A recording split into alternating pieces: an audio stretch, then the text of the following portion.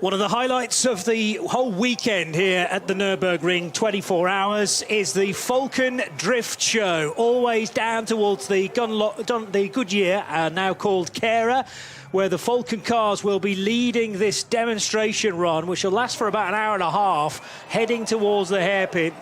And the drivers in these instantly recognisable Falken colours, the two-tone blue, of which we've got racing versions, or racing cars in the same liveries. These two are going to start off a twin battle, as you might see in a drift competition, part of the Nürburgring Drift Cup, which will be here later on in the year. Two more rounds to come of the 2025 Nürburgring Drift Cup over weekends in September and October. And to enjoy the opening stages of this drift simulation show, Johnny Palmer, Joe Bradley and Ben Constant-Duras, three of the commentators for the main 24-hour race this weekend. I've not seen a lot of drifting in my time, Joe, but I'm really quite excited to see how this is going to pan out. It's a real tradition at this event. Haven't you, Johnny? We've seen loads, usually, as a spectator. Well, that's true. Not having a real clue as to what's going on, but it's quite a showpiece, isn't it? And the fans love it, and it's so technical. I've really learned a lot. Those cars are not necessarily what they seem. Heavily modified engines, heavily modified suspension, certainly heavily modified rear axles to take all the, what is quite literally abuse, Ben. And talking about abuse, you've abused some cars in your day, haven't you, mate? Yeah, but never successfully drifted. It's either that or into a ditch. Yeah, unsuccessfully drifted. Unsuccessfully drifted.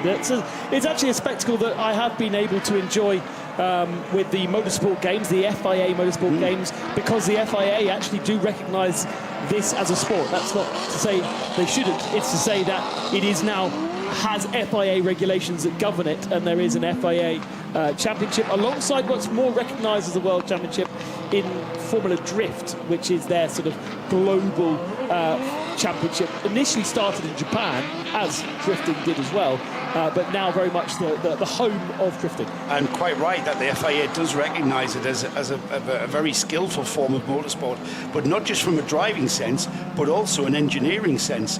And as I've said, we've got things like BMWs with Chevrolet V8, 7.4 litre Chevy V8s putting out 700-800 brake horsepower. We've got heavily modified turbocharged cars putting out 1,000 brake horsepower, and the requisite different design and modifications on gearboxes and drivetrains to handle that 1,000 brake horsepower, and then to put that thing sideways and all done on the throttle. There can be a little bit of handbrake, and we're going to see the differences, I think, in this display.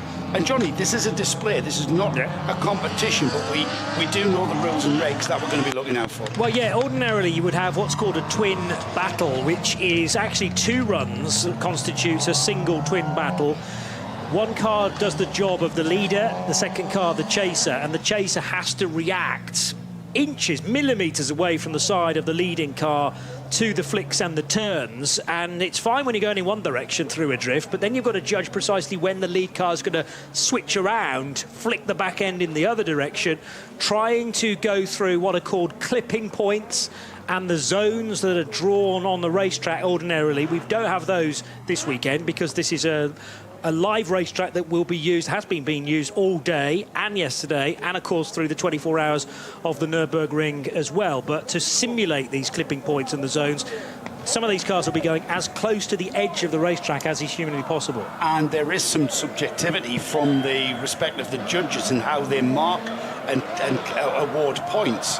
Things like aggression in the turn, aggression in the slide, and how the slide is induced and whether it's aggressive enough. And quite a spectacular sport, lots of smoke. And there, did you see how much lock there? Almost 70 degrees of lock on these steering racks to enable the cars to go pretty much beyond 45 degrees at most times. And amazing to see the variety in vehicle, from very modern BMWs to certainly much older Nissan Skylines. That there is a BMW E30, or that's where it started its life. But as you say, Joe, under the hood, they are completely modified, allowing them to do extraordinary things with these vehicles. Leading them off was Rohan van Riel, the guy from Luxembourg who's influential in the Falken Drift team with his BMW M6. There was also the Nissan Skyline of Rick van Goten of the Netherlands. I somehow felt that drifting might be quite big with the Dutch guys, and they've brought plenty of them to the entry this weekend. So these are just single runs at this stage. Gets far more unbelievable to watch when we get two cars abreast in the twin battles, because, as I say, the following car needs to respect and mirror, if you like, or simulate precisely what the car in front is doing, and they're doing that mere millimetres apart. At a normal competition, there'd be 4 judges. A lot of them are actually former drifters themselves, and they'll be marking the runs, the various twin battle runs, on 4 different elements. So that's, first of all, the line that is used, so via the clipping points and the zones that we've already talked about. But almost anybody can go through the clipping points at a much reduced speed and without too much style. So the speed has got to be taken into account, together with the finesse that is involved as well. So style, another important element, and then the angle from the direction of travel, because if you can be 45 degrees, or even better, 90 degrees to the eventual direction of travel, that makes it more spectacular, and you can be scored with a maximum of 100 points. So I assume it's 25 on each: line, style, speed and angle, and the maximum, the kind of holy grail, is 100 points. Now, these competitors are all from the Nürburgring Drift Cup, which is a 3-round series. We've had round 1. Round 2 will be here on the 6th and 7th of September. Round 3, to conclude the championship, will be on the 25th and 26th of October. And the section which we are on at the moment, the section of the track here at the Nürburgring, is the Goodyear curve, the sweeping hairpin at the bottom end of the Grand Prix Strecker, and then the run up towards the Schumacher S. You'll see the drivers, they'll stop sliding and spinning their wheels and reaching speeds of up to 200 kilometers an hour by the time they get to Schumacher S. The S's, in competition circumstances, they are awarded points on the speed at the Schumacher as they clip the beam at the Schumacher S's.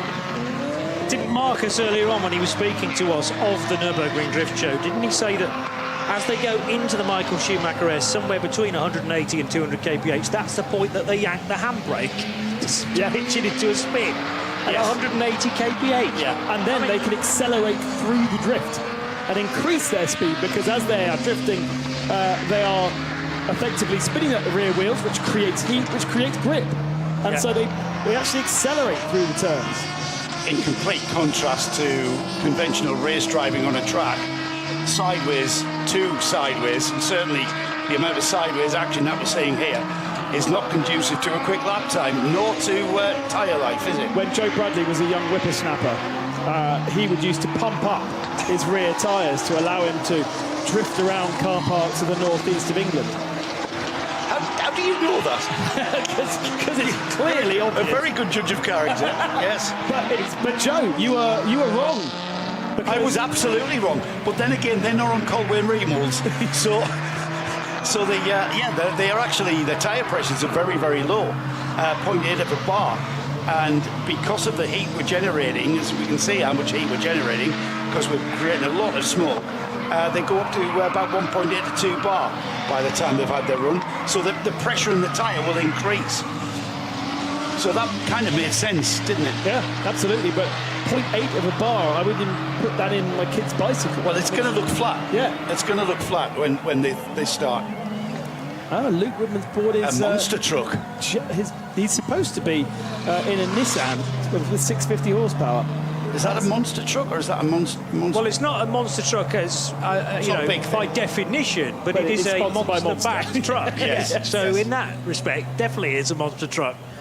And just gone through the Dunlop Carer then and heading back up the hill. Just also that's the last of our drift cars, isn't it? So that's I think that must be their introductory lap. That's them saying, hello, this is us. And now we're going to see a bit more of a competition element to it. But it looks as though maybe Luke is not participating in his drift vehicle, and instead we are seeing him in his Jeep.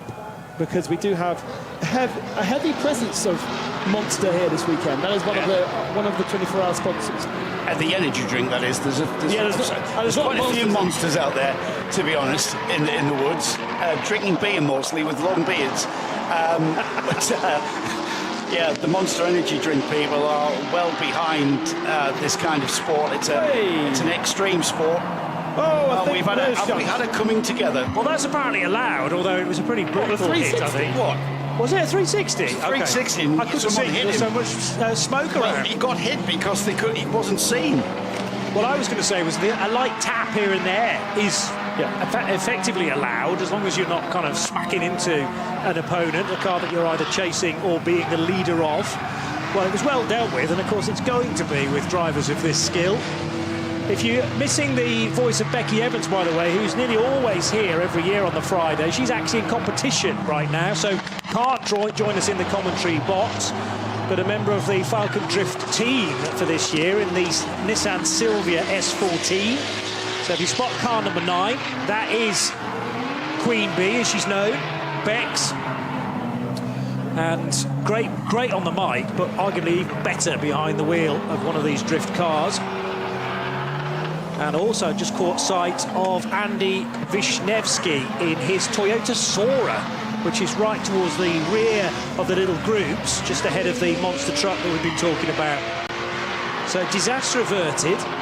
The problem is, I suppose, as you plunge away into a huge plume of smoke, you don't necessarily know whether there's a car there or not, or whether it's just the sheer amount of smoke that's been left in the ether. We complained this time last year, or tomorrow this time last year, that there was way too much fog on the Nürburgring Grand Prix Strecker. This was a similar situation that prevented us from racing in the 24-hour race in 2024, but we like this kind of reduced visibility. Burning up a nice few Falken tyres. Yeah, we are. Heavily modified cars there to accommodate the amount of sideways action we're seeing. Different steering racks, quick ratio steering racks, and the steering angle is increased massively. If you try to reach these angles in a road car, the sort of car you drive on the road, the rear end would be coming so far around it would be bringing the front end with it. So you can add more steering angle, so you can get actually more sideways.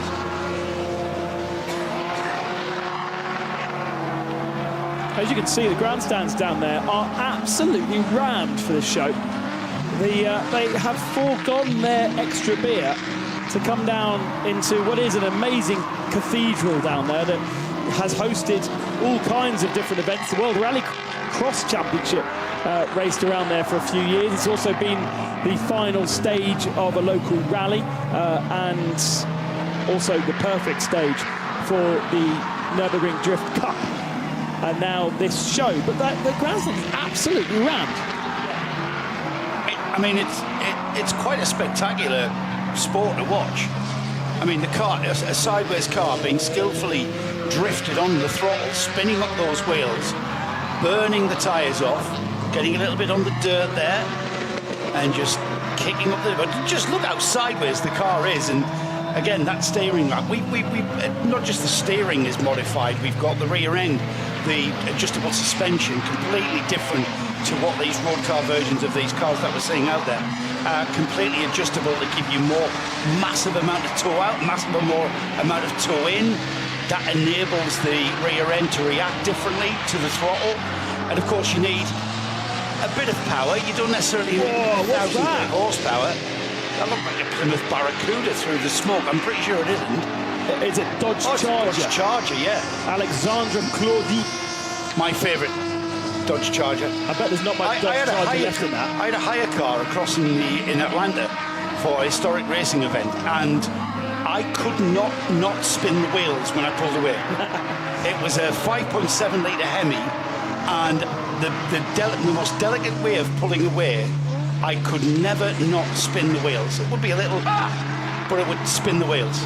It's that Dodge Charger has over 1,000 horsepower. That's not the most horsepower that they've got out there, but I don't think there's much original Dodge Charger in there. But it does look pretty cool, and I think that's one of the things about drifting. Is yes, you want to get all the rules and regulations, and you want to get sideways, and you want to be fast, and you want to execute your drifts in a certain way. But there's a certain amount of just being really cool, very sort of freestyle element like you'd find in snowboarding. It's about the style, about the attitude you bring to the event. Archie Harmer,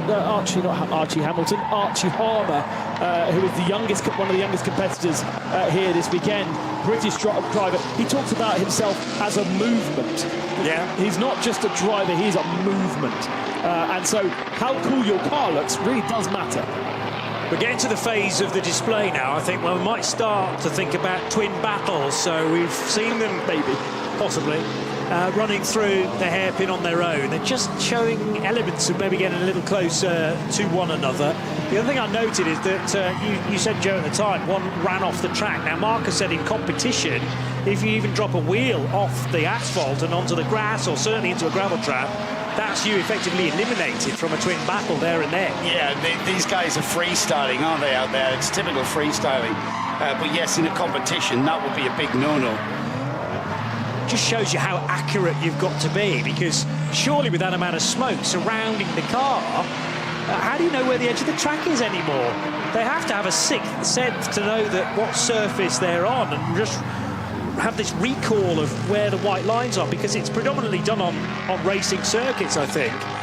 And it's how close you can drift the car into those areas, like the boxed areas around the curve, in what we've seen in some competition drifting. And the judges will mark the drive, the run, on the synchronicity, what we're seeing there, with the 99 and the 31.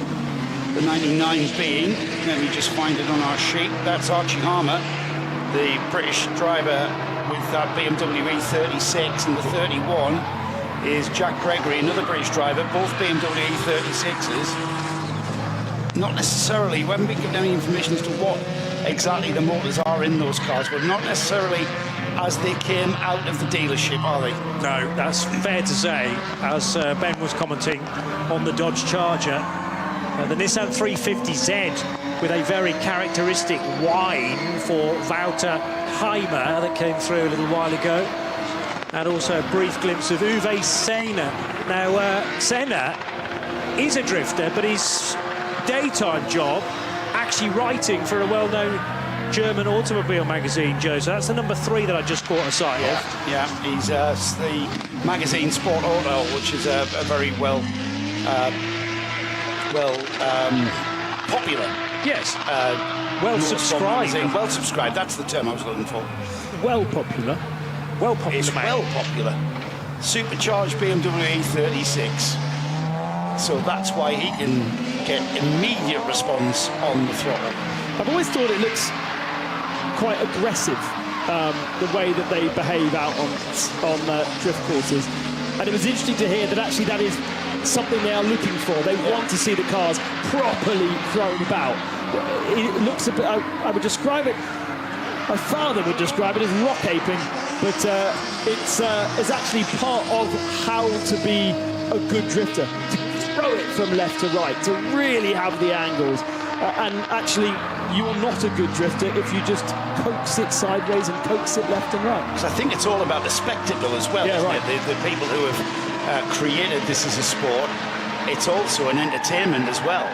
And it's all about the spectacle of seeing these cars being driven completely, what looks like completely out of control. However, that couldn't be further from the truth, could it? Completely in control there.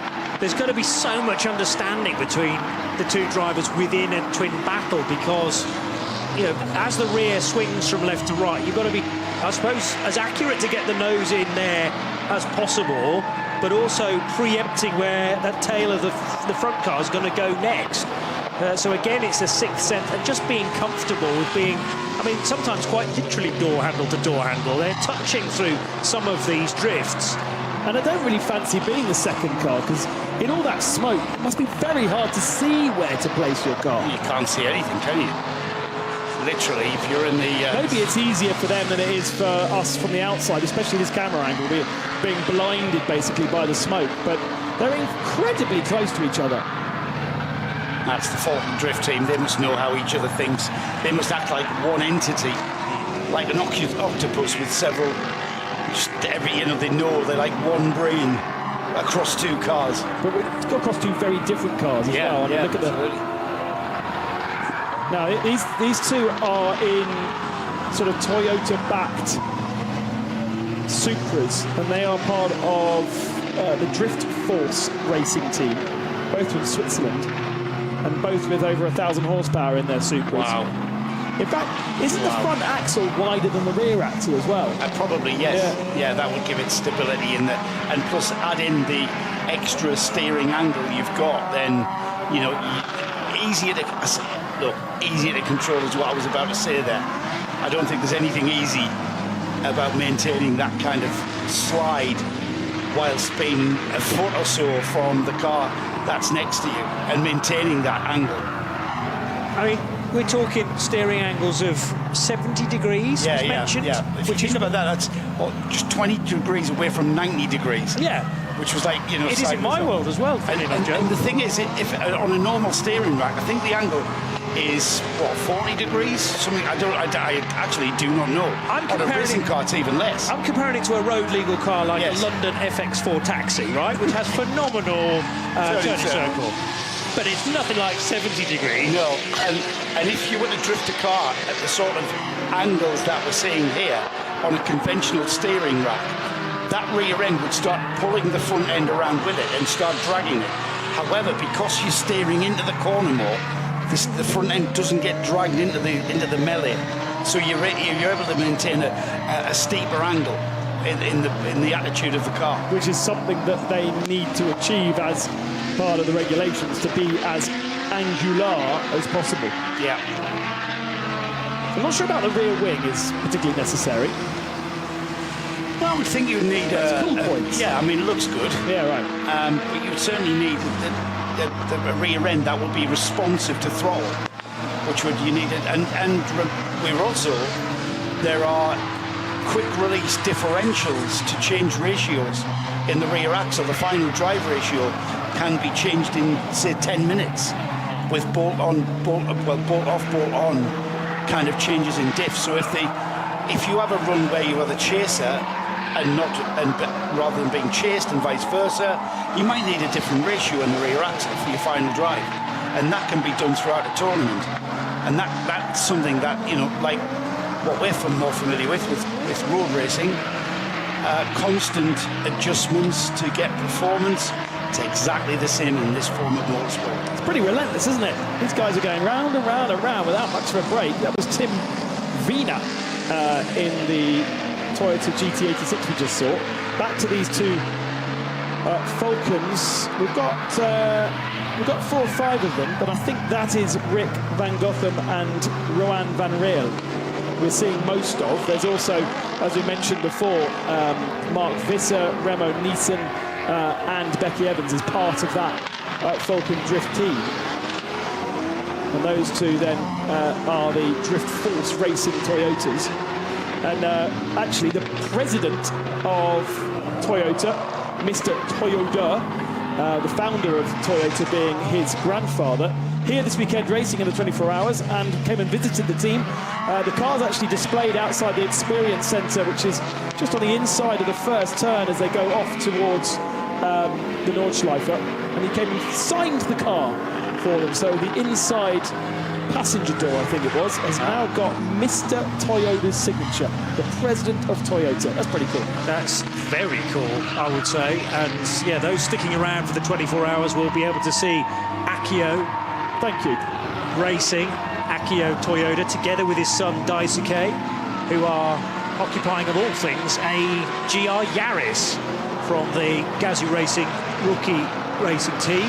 Gazoo Racing rookie racing crew. Now, engine-wise, you've mentioned the Chevy V8.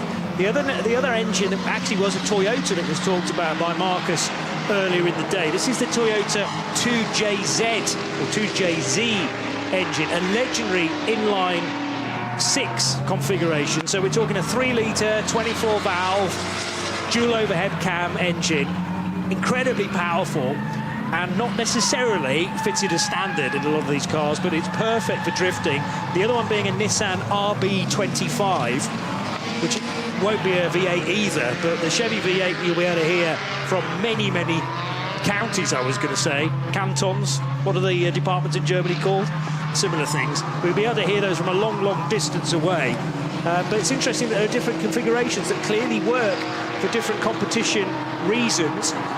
And also, a lot of these quick change parts, like you're talking about limited slip diff and gear ratios, they can be changed between battles. The battles are organised to generally favour the first, the second, the third placed entrant, so it's almost like they're seeded.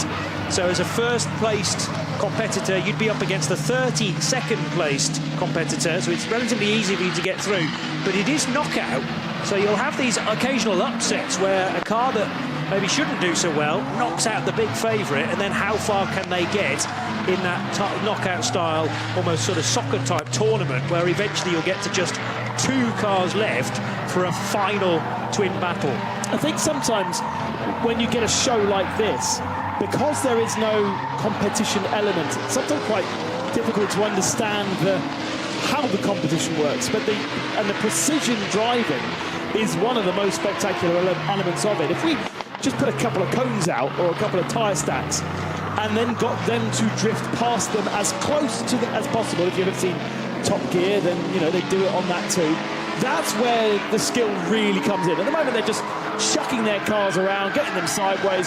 Still a lot of skill involved in that, but it's when they have to drift past a point and be as close to that point as possible whilst going sideways at 70 degrees at 150 kilometers an hour. That's when it really wows for me. Agreed. And you know, you can draw boxes on the ground which sort of simulate obstacles, but sometimes they do have to go by 3-dimensional items as well. And then when you're 2 abreast, involved in a twin battle, perhaps even more complicated. But the precision driving, just one element of a weekend's competition. Don't forget, 2 more opportunities to actually witness this in person at the Nürburgring as part of the Nürburgring Drift Cup. So 6th and 7th of September this year, followed by the 25th and 26th of October. So first week of September, pretty much the final week of October. We're not even halfway through their 2025 season yet. And it's not just local Germans as well. There's a lot of Dutch. There's a decent amount of Brits as well as French. It seems to have become a bit of a European home of drifting. I know in Ireland they absolutely they have a big drift championship over there. Not so big in the UK, but then there is definitely 2 movements from Formula Drift and Drift Kings. Those are the 2 kind of European championships, one of which run by an energy drinks manufacturer. It will remain nameless, and televised and promoted very well. And of course, Formula Drift, the worldwide championship, and then you've got the FIA championship as well. So plenty of different competitions around the world. But it does seem as though the Nürburgring one, the Nürburgring Drift Cup, is very well attended Europe-wide. There's quite a few, there's quite a lot of information on YouTube as well, and we mentioned the Dodge Charger that we saw earlier. Hopefully we'll see the Dodge Charger back out. Yeah, Alexandre Claudin from France, he is the driver in that. Now he's done a Netflix documentary called Hyperdrive that I'm aware that is still available on Netflix, so check that out. It'll be a behind the scenes, fly in the wall look at this sport in perhaps greater detail. So that's well worth a check out. It's on my list of on my watch list when I get home. I'm going to give it a look. I mean, YouTube is full of drifters, and it really is where they are able to promote themselves best. And you know what they're doing.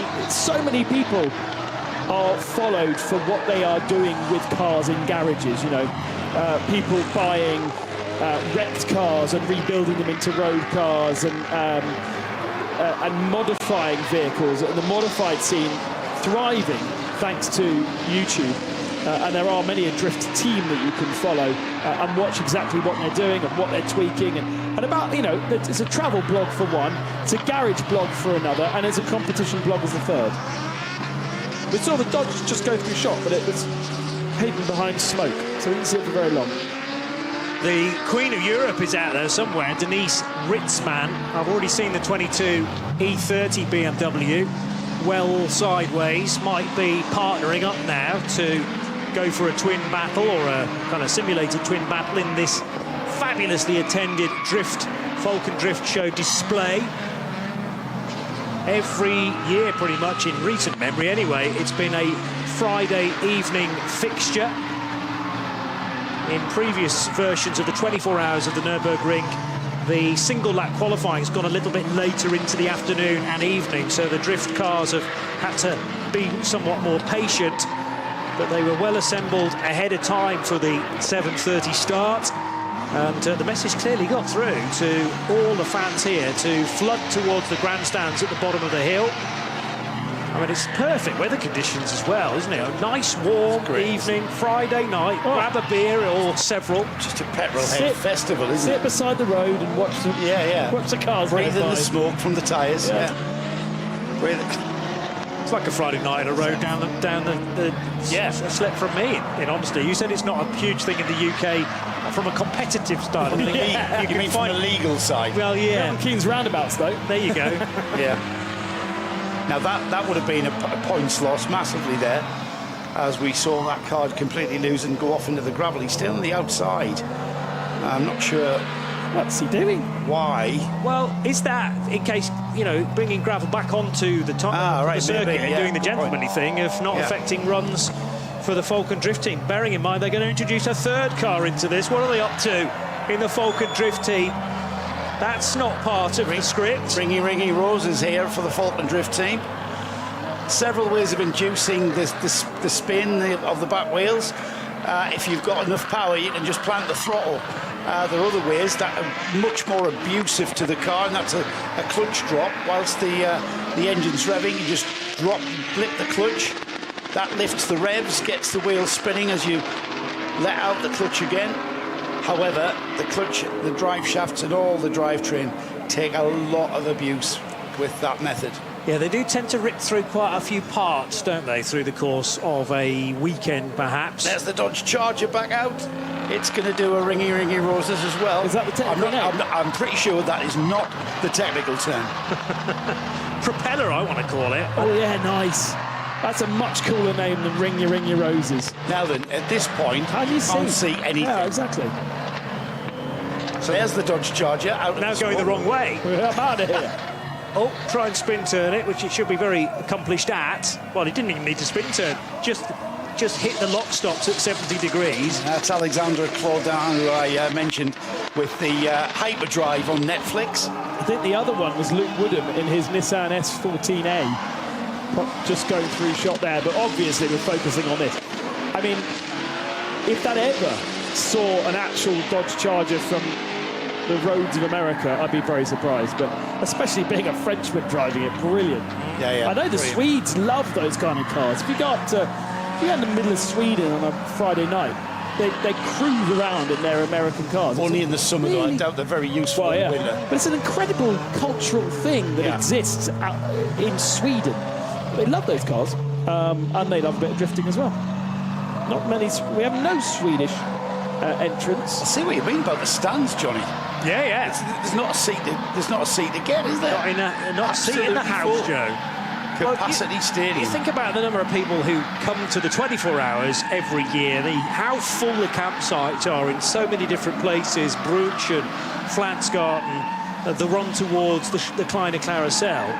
But the communication around here is also so good. Everyone's got smartphones these days, so they will have known that this was one of the highlights of the weekend and got down here nice and early. It's an excuse to head into the main paddock to see some of the 24-hour cars up close, and then it's just a short walk down the hill, either via the Michael Schumacher S or in the opposite direction. Just perfect viewing. We just saw your Queen of Europe, Denise Riesman, in the orange and green BMW, and she was ring a roses with Bianca Lankes-Mack in the Mercedes. Did you notice that Mercedes? I didn't see that. W208. Not a model I've heard of, but nice to see a different German manufacturer on the BMW. Is very well known for drifting. Nissan's very well known for drifting. All Mercedes have a W model number, so my CLS is a W219. I'm just going to look and see what. Did you say 208? 208, yeah. Like a Peugeot. But yes, BMWs, Toyotas, Nissans, very well known in the drift scene. Mercedes, less so. That really high-revving engine note from the Nissan 350Z of Wouter Heimann again. And what I don't know is whether that's the RB25 made by Nissan or the Toyota 2JZ that we've talked about already, but it's certainly not one of the V8 cars. Instantly recognisable as it plunged its way down towards the hairpin through the smoke and gets another couple of partners to go for the propeller-type move. Those 350Zs had a pretty epic engine as a standard car. Yeah, 350 horsepower, V6. Very similar to the racing engines of Renault at the time. I had a 350Z. And I had a Nismo tuned one. Wasn't for drifting. I tried going to Le Mans once. Got a puncture. Did you really? Around the roundabout. Nobody knows until now. No. Well, I remember the 350Zs and the 370Zs as race cars were instrumental in getting drivers out of their sim rigs and into real-time racing. Yeah, Nissan Academy, yeah. Jan Mardenborough eventually getting to Le Mans and others too. So, but this is, we're not racing here. We are trying to get the cars as dramatically and stylishly as possible, sideways. Freestyling, Johnny. Freestyling. I like it. Freestyle driving. Freestyle drifting. Dressage on a horse. Kind of. However, viewed as that. Drift. Never seen dressage with three horses, though, nose in, going around in circles. Well, you mentioned, sports that are in comparison to this kind of the etiquette that we're seeing and the subjectivity of the judges on certain aspects of it. It's a bit like figure skating or dressage. That's a good comparison, Joe. Yeah. I like that. Did you use the shocked. inner edge? Didn't take you for a figure skating fan. I didn't say I was a fan, but I am aware of figure skating. You've got all the Torval and Dean videos. It's kind of, I like a bit Bolero. Now the Falken team have arrived with a fourth car. It's like they're upping the ante every time they approach. There are 5 of them in total. All right. Okay, right. Oh, right. I think that's a bit of a spoiler alert. They're just taunting us now. Have we seen the Silvia? Is a Silvia in there? There's a BMW. BMW, There's a BMW, and then that's the Skyline, isn't it? Skyline, So we've not seen Becky yet. No. Okay, so she'll be joining in, I'm guessing, as the 5th car in a few moments' time. But that's the Silvia S14 for Bex, Queen Bee, normally to be heard on the mic during our live stream of the Friday night Falken Drift show. But far more, I was going to say far more at home, but that's actually not the truth. She could be perfectly as professional behind the mic as she is behind the wheel of a drift car. But it's actually quite nice, a bit of a treat for us as a change to see her in action in the number 9 car. So we'll look out for that in about 5 or so minutes' time. If you can spot the numbers. Yeah, it's becoming increasingly more difficult. Manuel Schrimpf in the 650 brake horsepower Skyline R33 in that last twosome. There was a story about Mr. Schrimpf, was there not? I don't remember what it was. Joe, you scribbled down most of the anecdotes. No scribbling What there. number? 33. 33, the information we've got. No, nothing. Jean-Eric Sieber is part of this display, though, in another, it's actually a 370Z this time, with something like 800 horsepower, and the 735 gem speed prepared car. Oh, hang on a second, we've got some red smoke now. Oh, interesting. That's clever. Is that coming out of the exhaust? It's becoming more and more pink as it's getting mixed with the other. Yeah, how do you do that? Well, I think that's being emitted. Is it in the tyre? Yeah. That's clever, isn't it? I thought it was going to be A pair of red tyres, maybe? I mean, it's definitely coming off the tyres. Yeah. I thought for a moment it might be being emitted through an exhaust duct system, but now it's embedded maybe in the rubber. Wow. They construct the tyre. So you can maybe put some sort of dye in it. I mean, we're guessing here, folks, but normally there's a white dye put inside. No, of course, that's the natural stuff that comes off the tyre. But that BMW's grabbed the headlines by looking like it was on fire initially. Well, it kind of is in terms of its drift ability.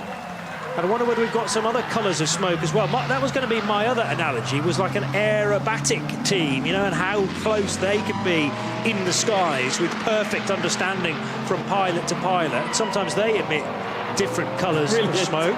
The first thing that comes up on Google, how would you like to announce your gender of your child? Using smoked drift tyres. Of course! So they come in pink or blue? Yeah, absolutely. Okay. Blue gender reveal tyres from €150 a tyre. Thank you very much. What do you do? Just go drive down the street and do a handbrake turn, yeah. Amazing. Yeah, so it's a set of red tyres, Johnny. That is amazing. Right. And I'd like to see other colours utilised as well. I know what I'm Orange, getting for Christmas. So I'm wondering whether we wait for the Falcon drift team to arrive on the scene. Here we go, right on cue. It's not as if we've got a script here, guys. 2 more of them. But I wanted really 5 in total to get Becky Evans involved as well. But it's another twin battle for a couple of these Falcon cars. BMWs of different vintage. And now the Charger's got to get involved with the Skyline. God, it does rattle, doesn't it? It's a great sound. There's a lot of power on that track at the moment.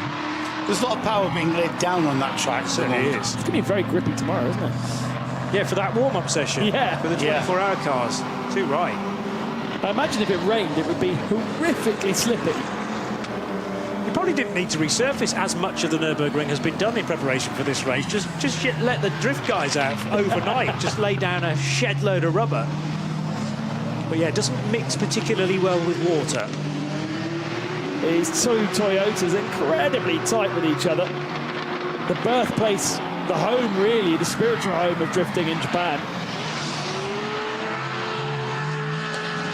Well, to remind you, if this has wet your whistle, then there is an opportunity to see the Nürburgring Drift Cup in full action, as in the full competition over the weekend of the 6th and 7th of September and the 25th and 26th of October. The Nürburgring Drift Show, very present on social media as well, Instagram and X. Head to the website too for information about tickets. But I know for a fact that the NDC are very much looking forward to coming back here on a couple more occasions before the year is out. And if I wasn't already before, I'm a complete drift convert here. And I think I've got 2 gentlemen alongside me who wholeheartedly agree. These cars are going to continue to motor around, hopefully with 5 Falcon Drift cars as one before the evening is out. We'll continue our live stream as well for about another 45 minutes. But for the time being, we'll head away, maybe down to the bottom of the track actually, because we're in the commentary box. We can't see these cars for real. I'm up for seeing a bit more in the flesh drift show. And don't forget our coverage tomorrow as the Falken Drift crew now do descend down towards the hairpin proper. But our race coverage for tomorrow begins at 3:30 for a 4 o'clock start, the 53rd edition of the ADAC RAVENOL 24 Hours of the Nürburgring. Have fun out there, folks, and you might need a new set of tyres at the end of this.